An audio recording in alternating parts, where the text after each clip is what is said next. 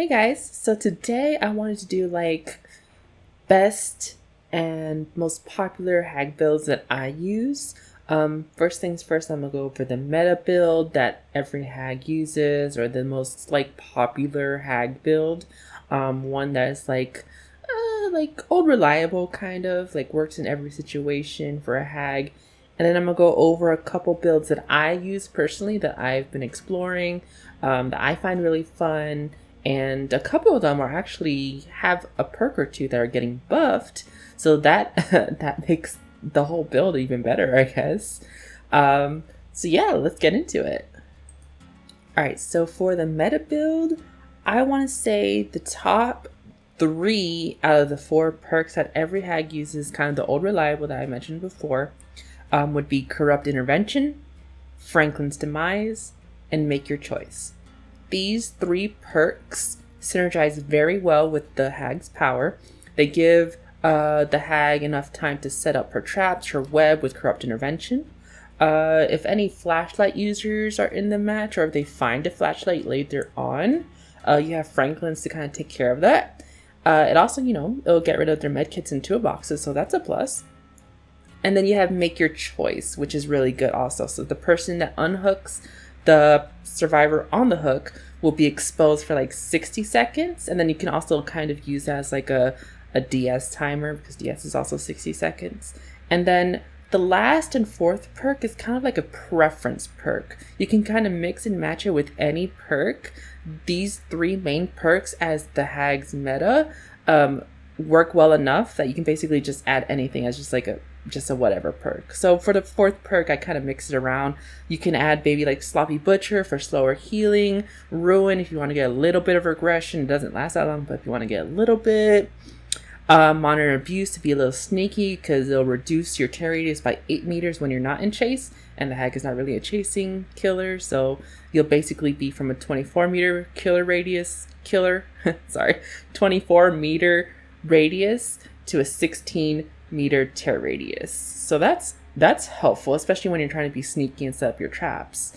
And then yeah, there's just like you can basically just play around with different perks, but the three main perks is what form the meta for the hag. Next up is what I call the exhausted build. So the idea of this build is kind of just to keep the survivors both injured and exhausted for as long as possible throughout the match. This currently I use this to get rid of their dead hards, mainly the bane of me and any killer, dead hard, but thankfully it is getting reworked, so it won't be as much of a pain. But yes, it gets rid of dead hards, it gets rid of life, it gets rid of sprint bursts, especially sprint bursts actually, and any other perk that uses exhaustion or has an exhaustion effect after use. This will basically eliminate it. So my exhausted build consists of Sloppy Butcher and Force Penance. You have Sloppy Butcher whenever you hit a survivor, they're going to have a 25% reduction to the speed of healing, or when they're getting healed. They also have the new hemorrhage effect that's applied to them. So whenever you interrupt the healing or they stop healing, 25% of it will go down every second. So that's really good. Now, right now, the hemorrhage effect is different for add-ons. So if a killer has an add-on with a hemorrhage effect, it will reduce the healing progress that's already made by 7% a second. But Sloppy Butcher is special. It is 25% a second. So I love Sloppy Butcher. I loved it before, but now I just love it now. It's kind of like my comfort perk. It's like something I always use on every killer, because keeping survivors injured is always a plus. Anyways, I'm rambling. The second perk, Force Penance, is to keep survivors injured for 80 seconds. And that's only when they take a protection hit. So if you're carrying a survivor and someone wants to take a body block, that's an 80-second broken status effect applied to the survivor that's taking a body block. If you have a survivor right next to another survivor, you just kind of sneak up on them and you get hit on them. Dead by Daylight basically considers that a protection hit, and the survivor that you just hit because you snuck up on them will be injured for 80 seconds. And then you have Sloppy Butcher, so they'll also have a 25% penalty to the healing whenever the 80-second broken status wears off. So that's good, and that helps with the build and keeping them injured. Next, whenever you hook a survivor, you'll have Blood Echo, which every time Blood Echo is activated on an injured survivor, because it only applies to injured survivors, that injured survivor will be exhausted for 40 seconds. So basically it restarts their exhaustion, their exhaustion status effect. So if they just use exhausted perk and they're exhausted, now there's 40 seconds exhausted if they're injured. And if they didn't use their exhaustion perk, like let's say they just got injured but they haven't used their dead hard yet, well, now they're exhausted and they can't use their dead hard. And I'm not really sure if that's how the new dead hard will work, because the new dead hard still applies exhaustion after you use it, but if you're already exhausted beforehand, can you still use it and get that invulnerability? I'm not sure. That probably not, because you wouldn't be able to use the perk if you're exhausted. So either way, it's still like an anti-dead hard, anti-exhaustion perk build, basically. And then the last perk for this build is Fearmonger. What Fearmonger does is that while a person or survivor is working on a gen, their exhaustion bar is paused. So you basically can't recover your exhaustion if you're working on a gen. You would have to be off the gen for 40 seconds, basically not doing anything, and you can't run for you to recover your exhaustion. So that's a plus. And it's totally anti-dead hard. So you can sneak up, not anti-dead hard, anti-sprint burst. So you can sneak up on a survivor, and if they have sprint burst as their, chosen exhaustion perk, they would have to basically walk for 5 seconds as they see you coming towards them to not, to wear off that exhaustion perk and actually use their sprint burst. Next up, we have the Slug Build. So this build is actually really fun. I use this build a lot. It's super evil and survivors hate it, but it's fun for me, so enough said. The first perk in this build is Hex Third Seal. What that perk does is that basically whenever you injure a survivor with a basic attack, that survivor gets the blindness status effect applied on them. And what that does is it takes away all aura reading abilities. So they can't use their aura reading perks, they can't use Kindred, Windows of Opportunity, etc. And they can't see the aura of their survivor friends. So if they have Bond or Empathy, that's already at the table. But perks aside, aura reading perks aside, they won't be able to see their aura if they're downed or hook. Now, if a survivor has Third Seal applied to them and another survivor is hooked, they can still see that little black bubble that appears over the hooked area. So you can still go in that direction to unhook your friend, but you can't see where they are. So in maps like RPD or really big maps, not Gideon so much, but sometimes Gideon, maps like that where there's a lot of corridors, a lot of rooms, a lot of walls, you can easily confuse where the survivor friend is. And basically they can easily go on second stage just because you're just, where the fuck are they? Like, you can't find them. So it's always fun to use Third Seal in that way. It also helps with other ways, like when you pair it up with Plaything, because if you have Third Seal active for as long as possible, and another survivor is affected with Plaything, that survivor won't be able to see the aura of their totem. So they'll have to find every single totem spawn to try to figure out where their Plaything is so they can get rid of that oblivious status. But on Hag, it's not as bad to have the oblivious status on you, because you're not being chased by the Hag unless you trip their traps. But anyways, I digress. Going back to the actual build, the Slug Build. The next perk in the Slug Build is Knockout. Survivor in a dying state with your basic attack.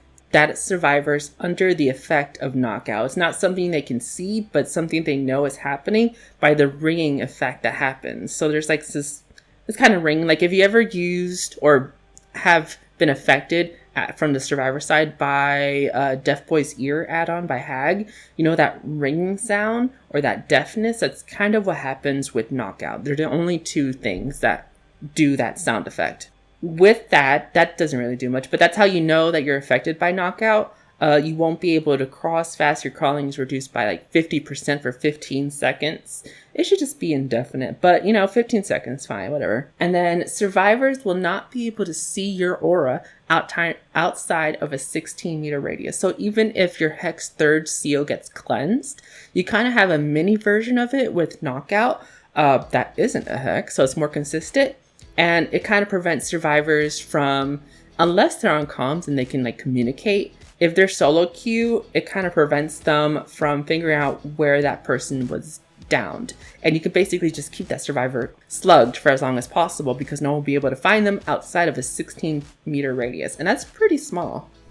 Next up, we have the Exposed build. Now, basically, this build consists of a bunch of perks that obviously apply the Exposed status effect on survivors.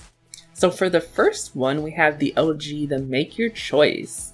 Now, this perk, whenever you are 32 meters away from the survivor on the hook, the person doing the unhooking has the status effect of Exposed applied to them for 60 seconds.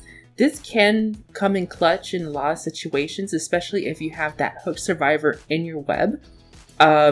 Inevitably, the person that did the unhooking who's exposed might trip your trap and then you get a quick one-shot down. That is super good. And you can kind of use it as like a DS timer because it's 60 seconds and so is DS. So if you just happen to down the survivor that was hooked, you can see, or you can keep them slugged if you wanted to, until you see that Make Your Choice is off cooldown. Next perk in the build is Hex Devour Hope. Now it is a Hex, so it's actually pretty hard to get value out of it in a lot of situations. But in some maps like RPD and Swamp, totem spawns are pretty difficult. So you can sometimes get it to 3 and even 5 stacks, especially on Swamp, because in Swamp you have totem spawns all the way in the corner and random spots. And yeah, so on Swamp is the easiest place to get any full Hex build going. So with the Exposed status effect, you first need to hook a survivor, be 24 meters away from that survivor when they're unhooked. When they're unhooked and you're far enough, you get 1 token. So you basically rinse and repeat 3 times. On the 3rd time that survivor's unhooked, the next person you hit will have the Exposed status effect on basically everybody. So they will all know that 3rd seal is now active. When you get to this point, that's when usually 3rd seal starts to not work anymore or is less likely to get to 5 stacks because everyone's going to stop what they're doing. No gen progress is going to happen. You're going to start looking for the totem basically. But the point of Devour Hope, or at least for this build, is at least getting to that 3rd token, which is technically super easy if everyone's always exposed, you know? The next perk in the build is Starstruck. So whenever you down a survivor, when you're carrying that survivor, whoever is in your tear radius is now exposed for 30 seconds. And this comes in clutch whenever you have a survivor with friends who like to take body blocks, because you're not going to take a body block if you're exposed. And if you pair it with Agitation, which is not part of this build, but if you do pair it with Agitation, your tear radius is actually increased and you're more likely to get more individuals exposed. Next up, we have Hex Haunted Crown. Now this is a Hex, but it's a Hex that you actually want to get cleansed. How this works is that 2 random totems become hexes whenever you're spawned into a match. A survivor cleanses one of those totems and all the survivors in the match are exposed for 60 seconds. Now this only works once, so the second totem that spawned as a hex is now, extinguished and is now just a dull totem, but all survivors are now exposed for 60 seconds. Now this can come in clutch, especially early game if you find somebody and someone cleanses that totem at just the right moment before you hit them. You can get a 1-shot down that way. And while they're on the hook, people are going to be really hesitant to go ahead and try to get the unhooking, especially if they're exposed, because they don't want to get 1-shot down and just be like a hook switch basically. And against the hag, it becomes even more dangerous because you really have to focus where you're walking, where you're running to not trip a trap and get 1-shot down. Next up, we have the Basement build, or Basement Hag. Now this build is also pretty fun. It's very territorial, it's very defensive. Basically, you own the basement, especially as Hag or any killer that can have high mobility or high teleportation like Dredge and Nurse. Basement builds are evil. So with that, we have the first perk, which is Save the Best for Last. What this perk does is that every time you basic hit a survivor that is not the obsession, you gain a token for a max of 8 tokens. Each token reduces the cooldown of your special attack by 5%. But every time you hit the obsession, you lose 2 tokens. So you kind of want to stay away from injuring the obsession. How this comes in clutch is that when you have a survivor on the hook and you're a hag, the team kind of knows that they have to rush in there all as a group to try to get that survivor out of the basement, or it's just going to be hell because they're just going to do constant hook trades. With that being said, you're just basically shotgunning these basic attacks at these survivors, and unless they have Dead Hard, which I mean most of them do, but it still helps. You can still get hook trades because you can still recover from your basic attacks fast enough to get another attack on them and injure them and down them and be able to do maybe 2 or 3 people on the hook tree. Honestly, there's nothing more satisfying than having a hook basement tree. Like all 4 survivors are on the basement at the same time. That's what I call a hook tree. That is so satisfying. It doesn't happen all the time, but it happens sometimes, and I just love seeing it. It's like a Christmas tree. The next 2 perks, and these are kind of how you get the survivor to the basement in the first place, or the most effective way to get a survivor in the basement, is going to be Iron Grasp and Agitation. The effects of these perks are actually super simple, but they synergize super well with each other. So basically, Iron Grasp just makes it harder for survivors to wiggle off. It makes it slower for them to wiggle off by slowing the progression by 12%. And Agitation speeds you up to basically your normal speed, or actually a little bit faster, just a little bit, when you're carrying a survivor. That way, if anyone wants to take a protection hit, you can hit them and still have the speed and momentum to get them to the hook. The last perk in the basement build is Monstrous Shrine, but I want to say and add a little footnote there. It's not the Monstrous Shrine that is currently in the game. I have used Monstrous Shrine that is currently in the game for this build, but it's not as effective. It doesn't put enough of an impact to warrant bringing it in. But the next patch is doing a rework of Monstrous Shrine, thank God, and it's going to be Scourge Hook Monstrous Shrine. So now the basement hooks and about 4 other hooks become Scourge Hooks.